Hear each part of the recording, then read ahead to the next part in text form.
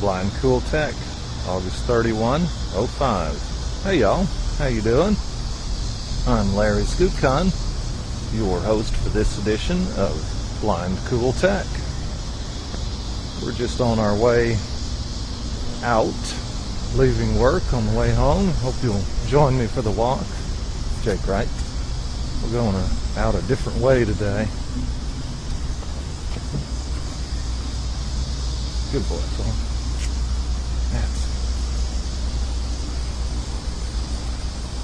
There we go. All right, little buddy. I want to talk to you today about the Windows desktop and some tips and tricks you can use to help maximize your use of the desktop and make it efficient. Before we get to that, though, let's see, a couple of things. Jeff Bishop, seems like I mention him on every show, don't I? I guess he heard yesterday's show where we were talking about the URI for the presidential radio podcasts, and he sent it to me, and it is http://www.whitehouse.gov/RSS/radio address. Oh man, I forgot if there was a .xml. Yeah, there is a .xml on there. And I will add that to the, let's go left, little buddy. Up. Good boy. I'll add that to the, best of the best. Good boy. And I'll put that up on the website. I've actually got a couple of more to add to there, plus a correction to, I've still got the old Blind Cool Tech XML feed in there, so I've got that mostly all updated. I just need to get it uploaded and make it available to you guys. Slowly getting this thing back into shape, and that move cost me a lot of work and a lot of time. Actually made some great improvements to the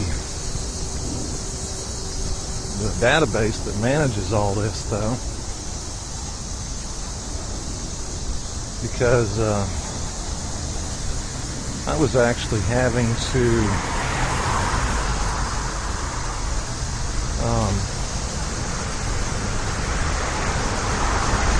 I had to have the files available to get the file size and the name of them. I might have mentioned this already, but now I've used a couple of fields on the main screen to store that information, so I can just press a button and it gets the file size and the whole URI to the actual file if it's stored remotely. And that way I can take my laptop with me on trips and not have to take, this 2 gigabytes worth of data with me.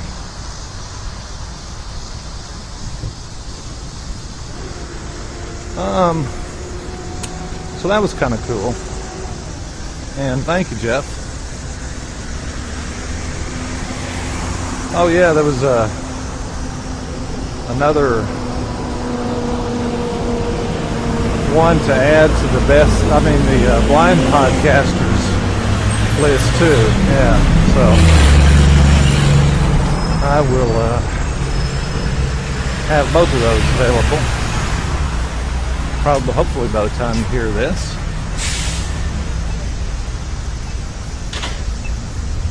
Man, we had, once again, another busy day.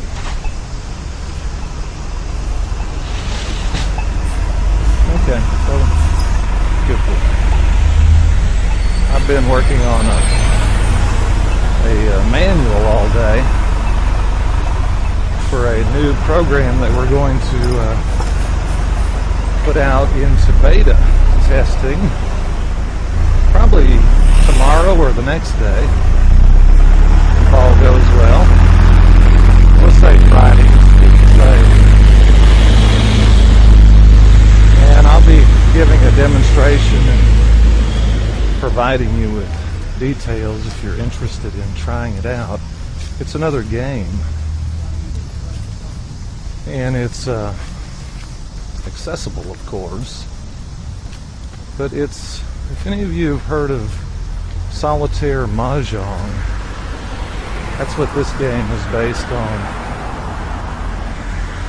And of course it provides you with high quality canned speech audio feedback as you move from tile to tile. And then, in case you haven't heard of Mahjong, I wasn't very familiar with it before we started this project.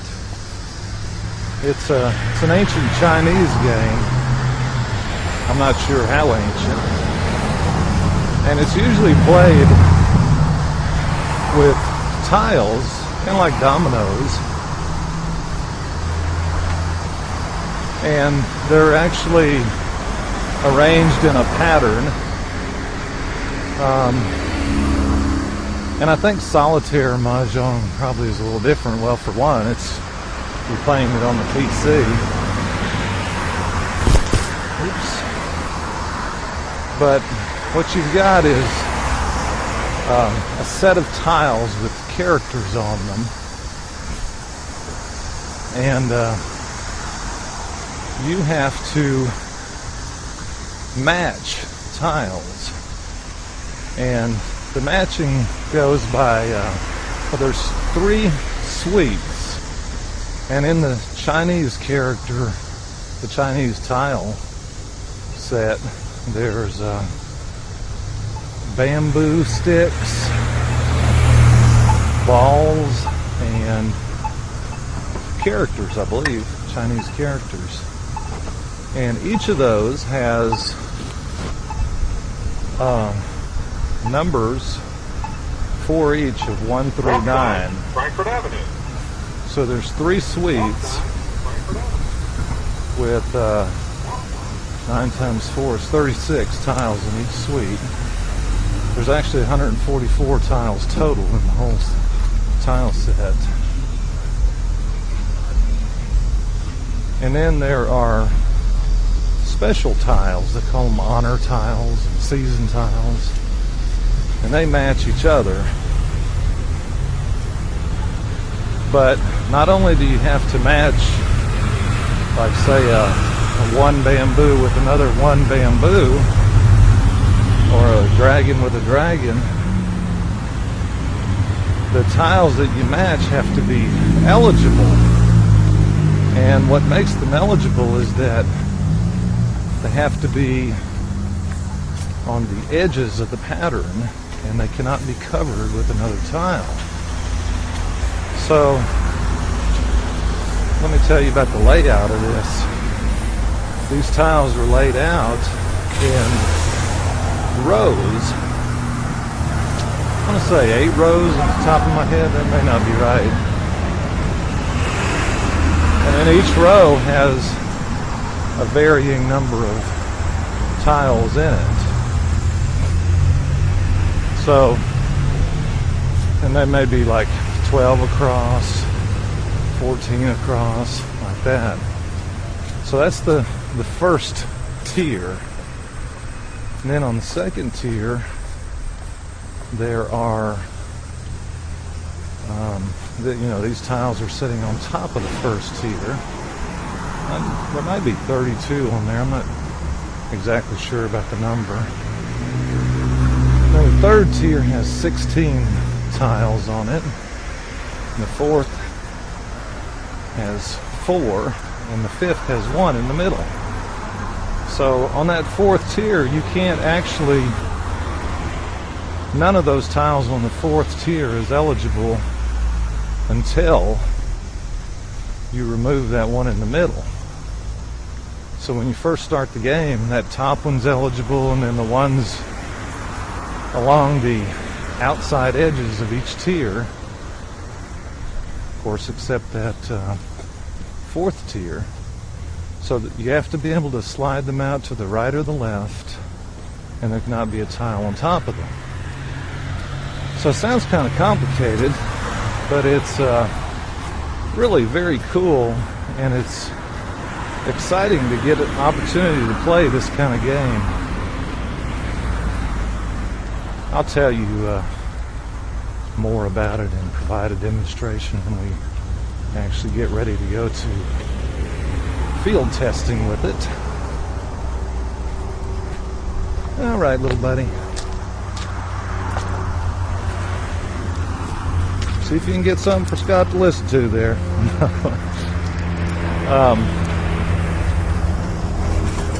So I'll provide you with details. This will be tested online at the aph.org/beta page, and you'll be able to download it.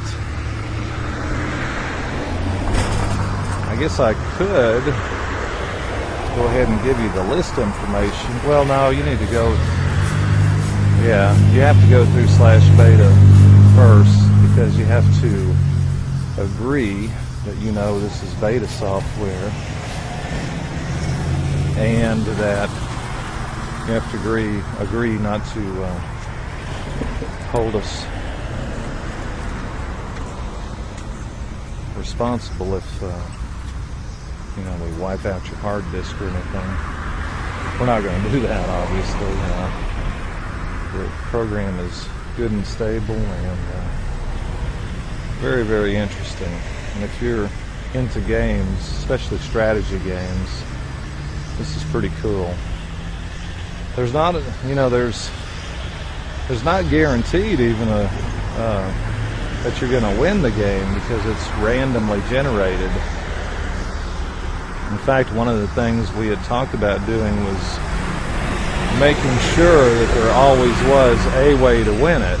Now, that doesn't mean you still could win it, because it's going to depend on which tiles you match that subsequently expose other tiles. Ready, little buddy? All right. You're a good doggy. You're a good doggy.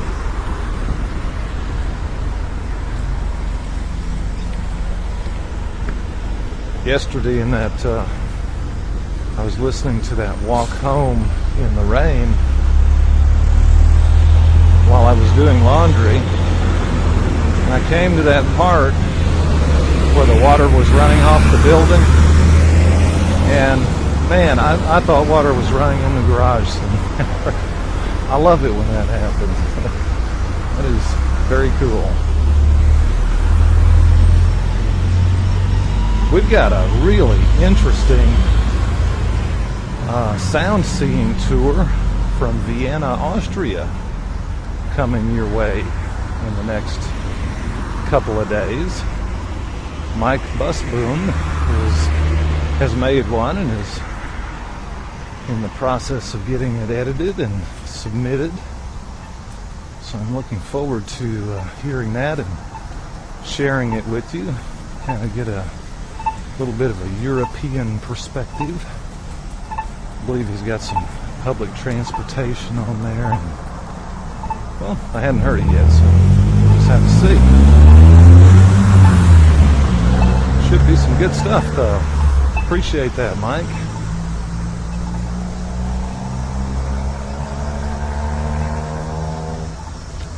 So yeah, I've pretty much spent the whole day fine-tuning the manual, and when you get the manual into its, well, I won't say its final stages, but when you document the program, you always find little things that should have been another way. That's why I love writing the documentation for the software. Something about the process of explaining a feature, you know, what it's for and how to use it, begs or enlightens you to how that feature actually should be implemented. We've even done a couple of programs where we actually write the manual first and then design the software to match that, but I don't. That's got some interesting advantages, but I've found that as you're programming, you can also discover a lot of additional benefits that you can bring to the table with sometimes relatively little effort. So while writing the manual ahead of time is a nice outline technique, it usually is not adequate to really scare out all the details and the nuances of how a particular application can act. Good boy, little buddy. He's a good dog.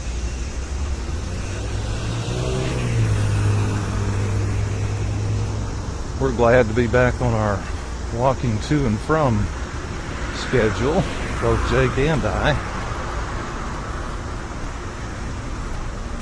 Because Jake loves to walk, and so do I. And he needs it. He needs to burn off some of that energy.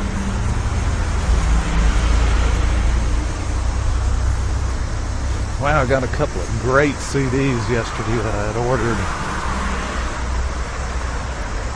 They're from Jim Fiddler, who I've mentioned on this show several times. Jim does his own podcast called The Republic of Avalon Radio at republicofavalonradio.com. And his website with the music is jimfiddler.com. And you know, I don't know for sure, I don't remember if he had samples of his music on the website, but he always, or usually, plays some selections from his work on his show. And I was not disappointed at all with these two CDs. I ordered his new one called Midnight Rover. I think that just came out back in June, maybe July, not too long ago. And then the first one he did was one called Gypsy. I don't know about you guys, but I don't actually use CDs anymore. I rip them and then put them onto my Arcos or my PC or my Bookport to listen to them. And I was interested to see that the CDDB CD database, which is a database that really interesting concept. It can match up the name of an album and names of songs on a CD by the length and I'm not even sure exactly how it does it. The length and the byte count, perhaps, of the songs that are on the CD. Well, it had Gypsy, which was, I believe Jim said, back in 1995, so about 10 years ago. But it didn't have the album and title information for Midnight Rover. Good boy. So I assume, I've never actually done this, but I think the way this stuff gets in there is somebody actually has to type in the names one time. Usually when I put in a CD, I don't know the names, and I kind of depend on CDDB to tell me, which is one of the very coolest things I could imagine. Good boy. Could imagine when I first started playing music on my PC, you know, actually having the name of the album and the track you're playing right there. Very cool stuff. So anyway, I wrote Jim a note and asked him, you know, I didn't know how a recording artist felt about having that information in CDDB. You know, I didn't know whether they would have the perspective that it promoted piracy or anything like that. But no, he was in favor of it as well, and I think he's going to look into how to submit that. I think I've seen too how to do it. I just don't remember.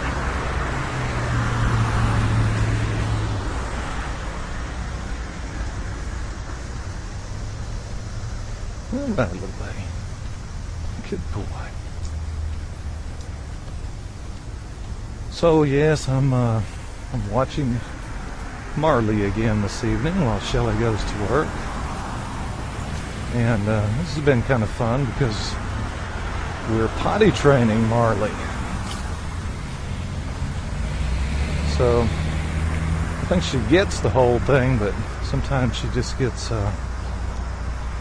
absorbed in whatever she's doing, or forgets, or what have you. So she has a few little accidents, but she's really she really took to the concept and realizes, you know, that what's going on. So I bet she's going to be pretty easy to potty train. It's been a long time since I've participated in any potty training. My youngest daughter, Rachel, just turned 19. So that was the last time I had any involvement with it.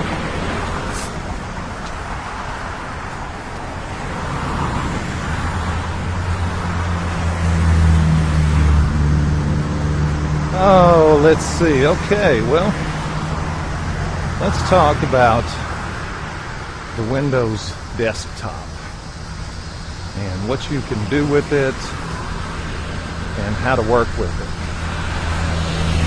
Well, obviously the idea of the Windows desktop is to be very much like the desktop on your traditional office desk, where you have things laying on your desktop that you often use. So in the case of these things on the Windows desktop, they would be shortcuts to programs that you use frequently. And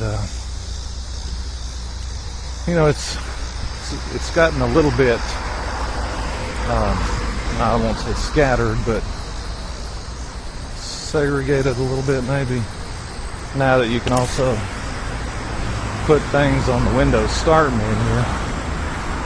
But the advantage of the desktop is that you can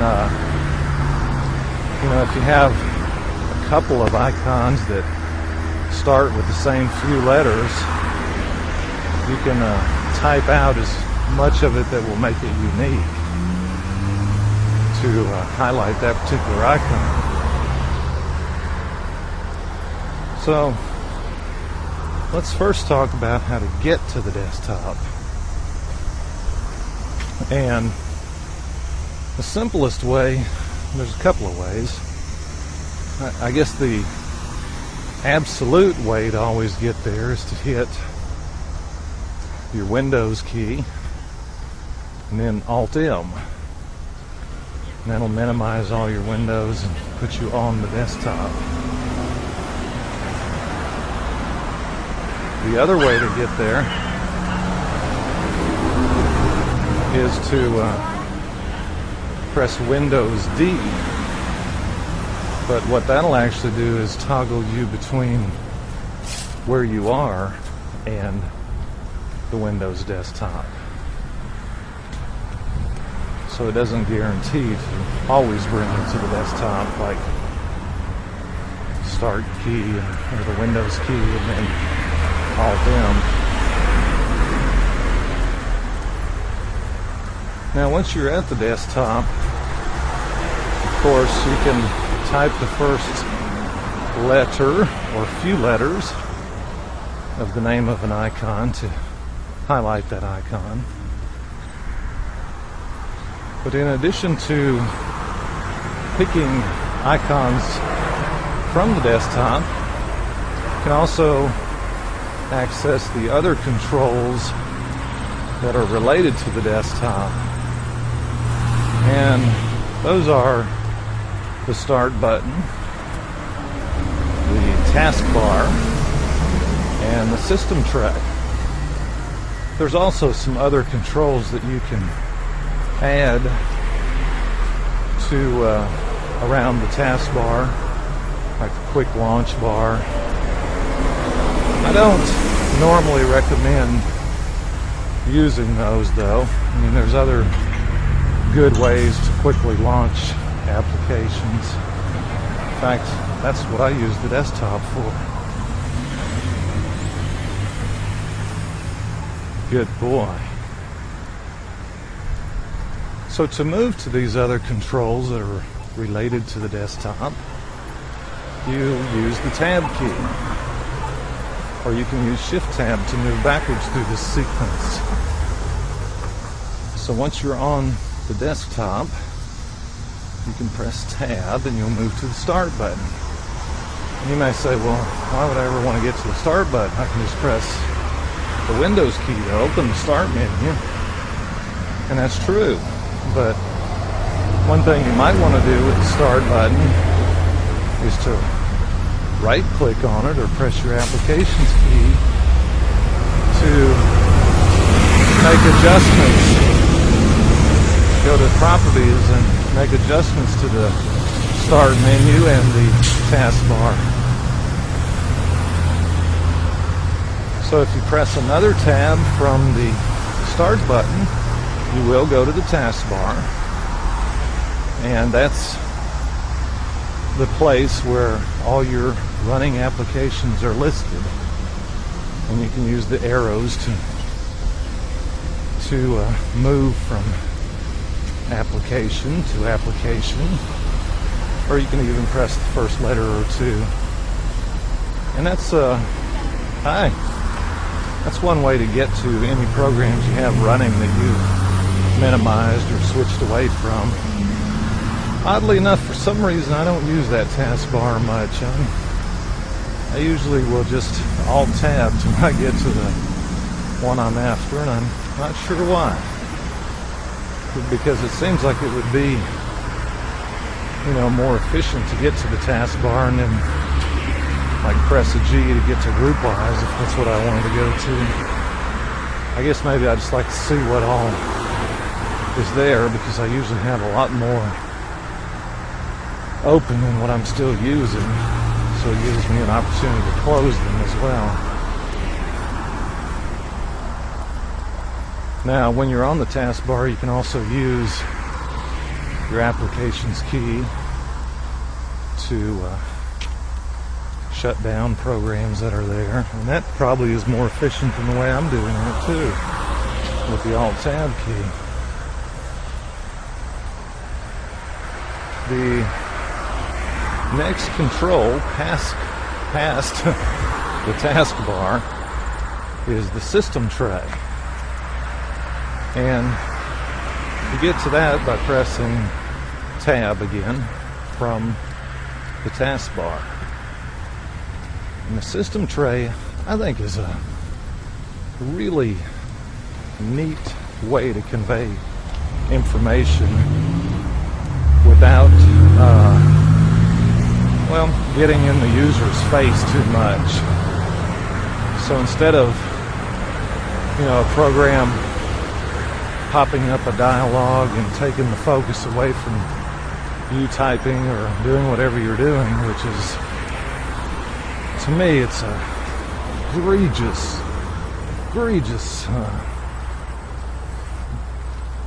what's the word I'm looking for?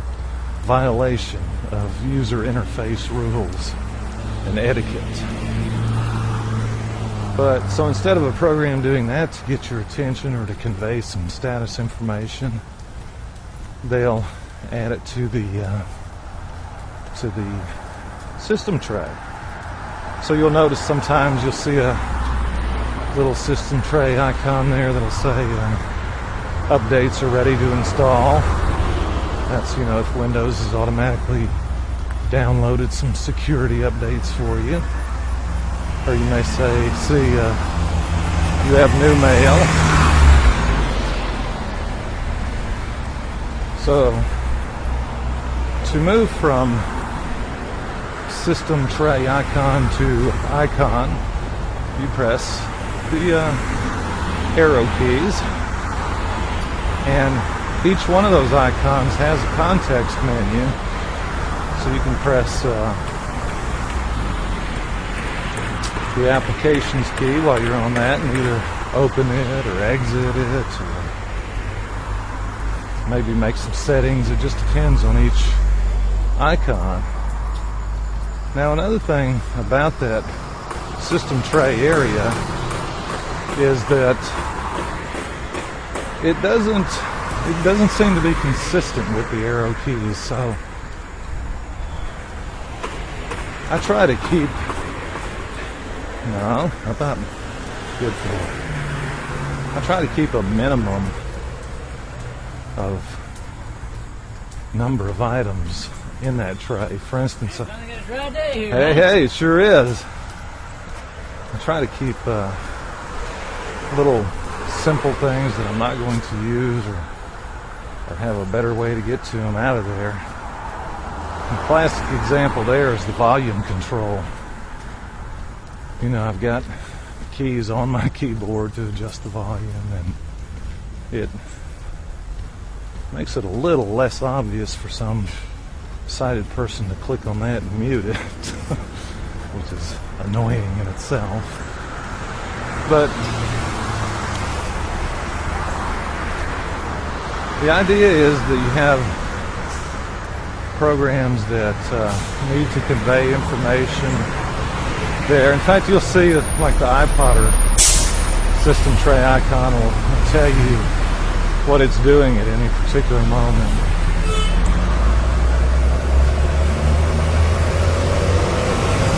And then you can press Tab from the system tray to get back to the desktop.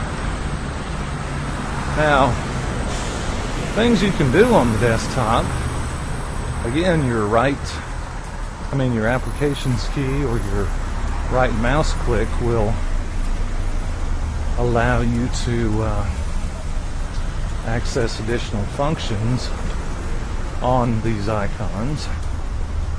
But there's also a way to right click on the desktop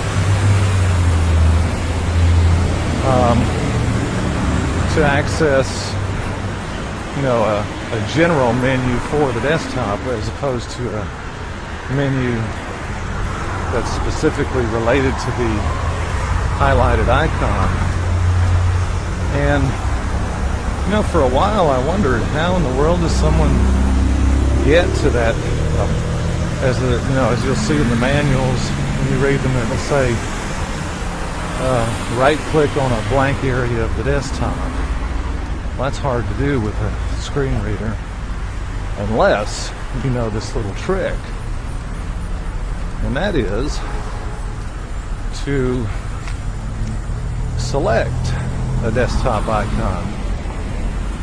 So one way to do that is just hit home, that selects whatever's the first one up there, and then press spacebar to select it, just that one, and then press Control Space to unselect it. Now you have nothing selected on the desktop. If you press the Applications key, you'll see a different context menu than you would if you had an icon highlighted. And that key will allow you to do things like set the date and time, that menu I mean.